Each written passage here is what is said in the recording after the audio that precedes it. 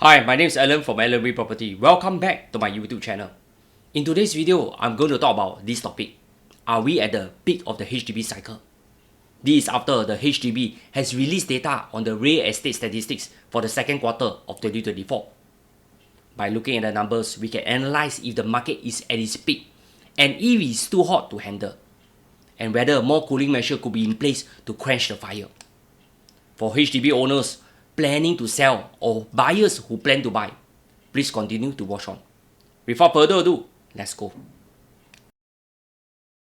As reported by HDB in its press release, HDB Resale Price Index or RPI for the second quarter of 2024 is 187.9, representing an increase of 2.3% over the first quarter of 2024. In the earlier quarter, the RPI has increased by 1.8%. Here, we can see a 0.5% increase in prices. For the entire year to date, HDB RPI has increased by 4.2%.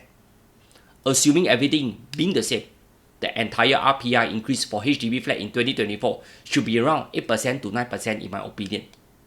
This is higher than the 4.9% increase for the entire 2023, but slightly lower than the 10.4% in 2022 and 12.7% in 2021, which is just after the pandemic. The RPI only increased by 5% in 2020 and 0.1% way back in 2019. If we compare the RPI from first quarter 2020, we shall use it as a reference point when COVID began, the RPI has increased by 56.4 points or the cool 42.9%. If I break it down annually, this means prices have increased by 9.5% annually. Just curious if your salary has increased by 10% annually. If got, then no issue.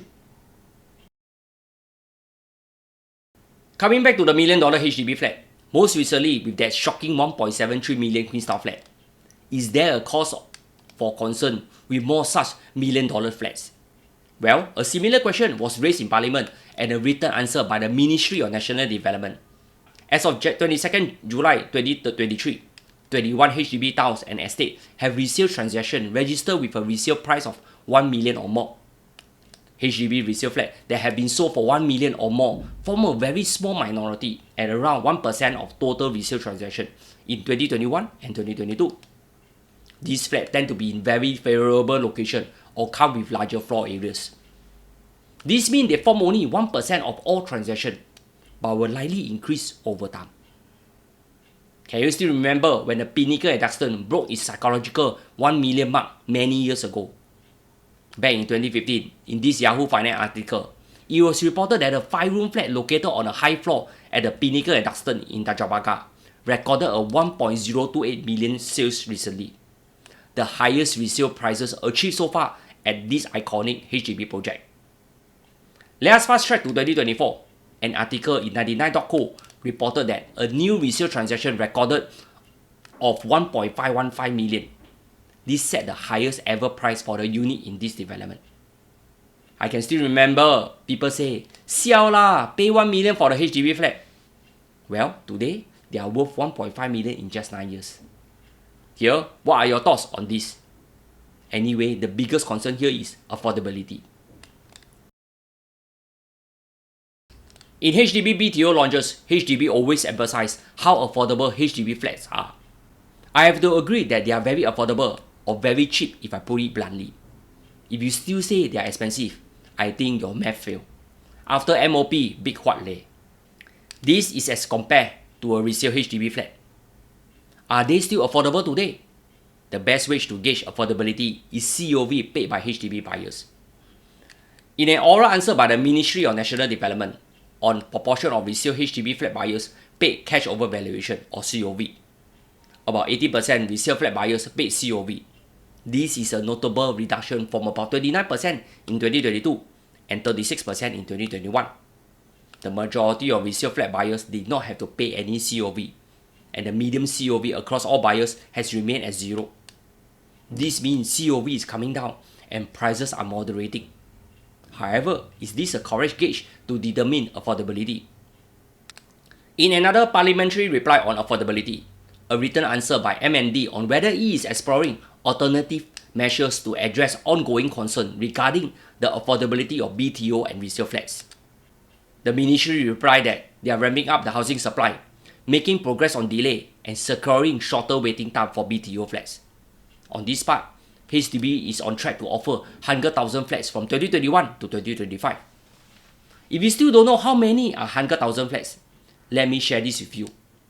Assuming a typical new launch condo has 500 units, this is equivalent to 200 new launch condo in just 5 years or 40 new launch annually. This is a massive task. I think Singaporeans should show appreciation to HDB for their dedication and commitment. Secondly, HDB has implemented 3 rounds of cooling measures since December 2021 to temper housing demand and encourage greater financial prudence among home buyers. Thirdly, HDB launched a new flat classification framework at the National Day rally last year, as announced by former PM Lee Hsien Loong. Fourthly, HDB offers substantial grants to offset flat prices in terms of housing grants. This is a targeted approach for eligible buyers to make resale flat more affordable to them. We can see that HDB has made concrete effort to cool the market by implementing the above measures. But are they really effective? Remember, the RPI is still trending upwards by 2.3% in this quarter. Could this spell runaway prices ahead with more BTO MOB flats fetching record prices? In my opinion, the best way to gauge affordability is still based on household income. A big disclaimer here, I did my best by using publicly available data. Let me refer to household income from work among residents from the Department of Statistics. From this table, it mentioned that the median monthly household income was 9,425 back in 2019.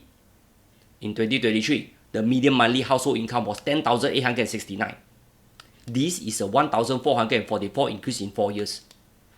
If I prorated it back to 2024, the increase should be around $1,800 approximately. This means income should be 11,230 in 2024, or the 19% in the past 5 years. Let us refer back to the HDB RPI.